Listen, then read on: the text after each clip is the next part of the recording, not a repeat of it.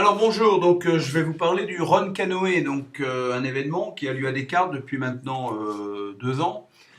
Voilà comment ça fonctionne. Vous avez donc un parcours, donc vous voyez ici à droite donc une carte. Et ce parcours en fait va consister à passer de plot en plot. Donc vous voyez, vous avez des plots ici qui vont être disposés comme ça sur le terrain, selon l'ordre établi ici. Alors, comment définir le parcours? Eh bien, ça va dépendre, ça, de chaque QCM établi par vos professeurs. Donc, il y aura un parcours en maths, il y aura un parcours en français, il y aura un parcours en SVT, en physique, en espagnol, etc., etc. Alors, il va donc falloir commencer par vous creuser les méninges avant d'aller courir. Et donc, je vais vous parler du QCM. Avant ça, donc, vous aurez, chaque élève aura une carte, comme ça, et chaque élève aura sa propre grille. Et attention, cette grille, elle dépend de la matière. Vous voyez ici, c'est une grille pour la physique, là. Mais vous aurez une grille de maths, une grille de français, etc., etc. Donc, ne vous trompez pas de grille. Alors, cette grille, comme vous le voyez, elle contient 2 tableaux. On va parler de, voilà, à quoi servent ces 2 tableaux, mais on ne va pas aller trop vite. Alors, tout d'abord, pour ce qui est de faire le QCM, nous utiliserons l'application Socrative. Donc Socrative est une application installée sur les tablettes, notamment chez nous. Quand vous allez lancer Socrative, il va vous demander de rentrer la room name. Alors chaque prof a sa propre room name. Moi c'est Euillet, donc vous taperez Euillet. Évidemment, si vous avez un autre prof, il vous donnera le nom de sa room name et donc ne vous trompez pas. Voilà. Ensuite, quand vous allez valider cette room name, il va vous demander votre nom. Voilà. Donc vous mettrez donc votre nom et le QCM est parti. Alors, à ce moment-là, il faudra, j'ai oublié de le dire, avant de démarrer le QCM, demander à votre professeur qui note ici l'heure de départ. Voilà, l'heure de départ, c'est le début du QCM. Donc n'oubliez pas de demander à votre professeur avant de démarrer le QCM qu'il vous mette l'heure de départ. Sinon, il va vous sanctionner, vous allez perdre du temps.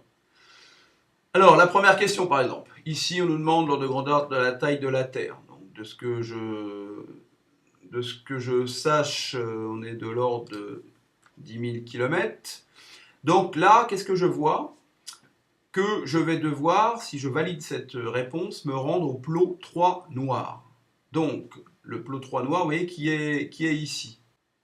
Donc, je note sur ma grille que je vais devoir me rendre au 3 noirs. Voilà, pour la première question.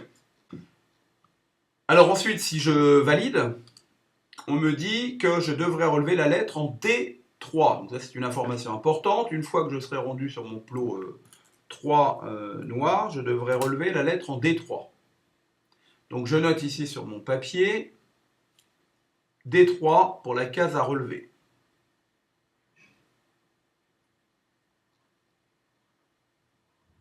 Voilà.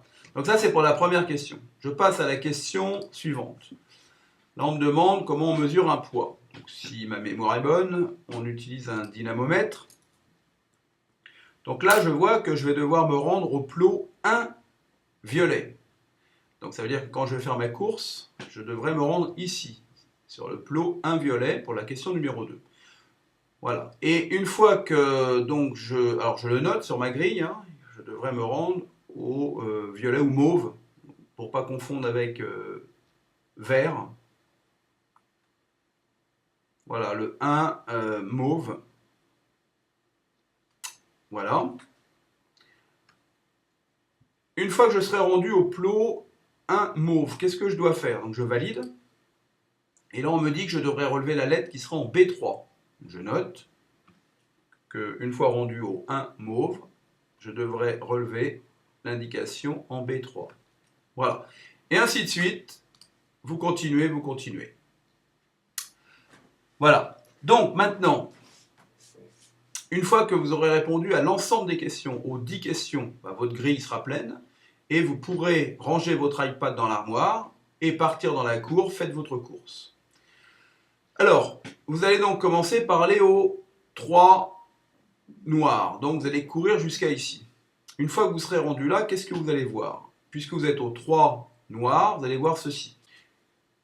Donc voilà ce que vous allez voir.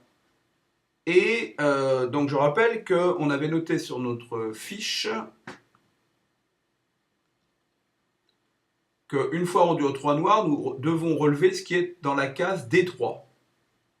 Donc si je regarde ici, en D3, on a donc la lettre H. Donc la bonne réponse est la lettre H en D3. Et si je regarde ici, je vois que la lettre H est ici, effectivement, dans la colonne A. Donc, je vais colorier en noir ou en bleu le A, puisque je suis dans la colonne A. Donc, je colorie ici le A. Je colorie bien, j'essaie de pas trop dépasser, avec une couleur foncée, noir ou bleu foncé, voilà, et j'essaie de pas trop dépasser. Ensuite, je dois me rendre au 1 mauve, donc je vais reprendre ma course, et me rendre jusqu'à ici, le 1 mauve. Une fois que je serai là, au 1 mauve, on avait noté qu'on doit relever ce qui est en B3. Alors voilà ce qui sera collé sur le plot, le 1 mauve. Je dois relever ce qui est en B3. Alors si vous regardez ici en B3, vous avez ceci, la lettre D. Et si je regarde ma grille, la lettre D est ici. Donc également dans la colonne A. Je vais donc colorier le A.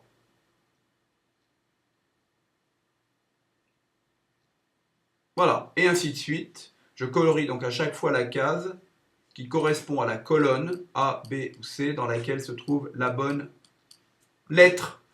Voilà, et une fois que vous avez terminé, vous allez vite voir votre professeur référent et il va scanner, il a une application qui s'appelle GradCam, il va scanner cette grille et il vous donnera tout de suite, alors déjà il notera l'heure d'arrivée, très important, et il va scanner ça et il va vous donner votre score immédiatement, la note sur 10. Voilà, et vous lui rendrez cette fiche parce qu'à partir de cette fiche, lui, il va comptabiliser votre score. Voilà, bon courage et surtout amusez-vous bien avec ce Ron Canoë. À bientôt.